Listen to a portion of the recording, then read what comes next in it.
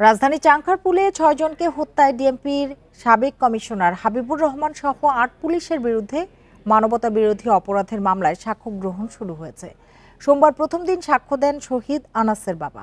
এদিন chief prosecutor আদালতকে জানান ৫ই আগস্ট পুলিশ সদস্যদের মারণাস্ত্র ব্যবহার করে গুলির নির্দেশ দেন ডিএমপির তৎকালীন ঊর্ধ্বতন কর্মকর্তারা। রাজধানীর চাংখারপুলে গুলিতে নিহত হওয়ার আগে স্কুল শিক্ষার্থী আনাস বাড়ি ছেড়েছিল গোপনে। মা, আমি মিছিলে যাচ্ছি, এই বলে লিখে আসা আনাসের সেই চিঠি এখন জুলাই শহীদদের গুরুত্বপূর্ণ স্মৃতি। চাংখারপুল হত্যা মামলায় ট্রাইব্যুনালে সাক্ষ্য দিতে এসে সেই চিঠি পড়ে শোনান আনাসের বাবা শাহরিয়ার খান। তিনি আদালতকে জানান ৫ আগস্ট দুপুরের দিকে একটা ফোন পেয়ে মিডফোর্ড হাসপাতালে গিয়ে গুলিবিদ্ধ সন্তানের মরদেহ দেখতে পান তিনি। এ সময় ট্রাইব্যুনালে দেখানো হয় চাংখারপুলে পুলিশের মারণাস্ত্র ব্যবহার করে আন্দোলনকারীদের গুলি করার ভিডিও। এর আগে সোমবার সকালে ৩ পুলিশ কনস্টেবল ও শাহবাগ থানার বরখাস্ত পরিদর্শক আরশাদকে হাজির করা হয় ট্রাইব্যুনালে।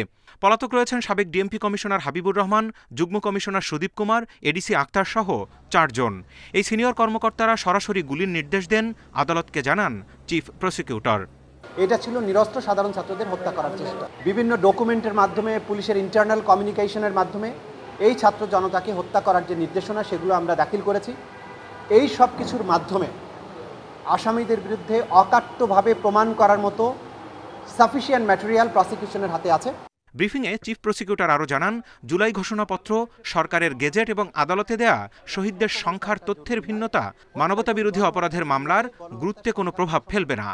৩০ লক্ষ মারা গেলেও গণহত্যা, যদি ৩০০ মারা যায় গণহত্যার আইনগত ক্রাইটেরিয়া ফুলফিল করে তাহলে সেটা গণহত্যা। সুতরাং এই সংখ্যাতে কিছু যায় আসছে না।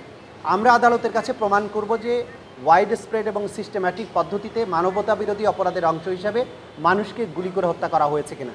সেটার সংখ্যা ১,০০০ হতে পারে, সেটার সংখ্যা ১,৫০০ হতে পারে। চাংখারপুল হত্যাকাণ্ডের মামলায় ১৪ আগস্ট পর্যন্ত প্রথম ধাপে টানা সাক্ষ্য গ্রহণ চলবে।